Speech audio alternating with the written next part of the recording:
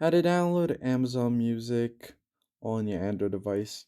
What is up, guys? Welcome back to the channel. In today's video, I'll be taking you through a step-by-step guide on downloading Amazon Music to your device. First, you need to go ahead and open up Play Store.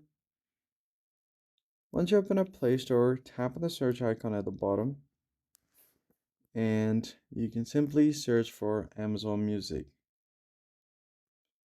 Hit enter, and you should find Amazon Music, Songs, and Podcasts over here.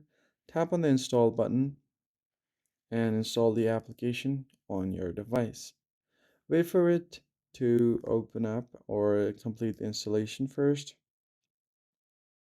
Once the installation is complete, you can find the open button right where the cancel button is.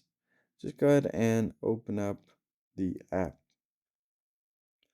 Now I'll just go ahead and hit open over here, and it's going to take me to the login page for your app.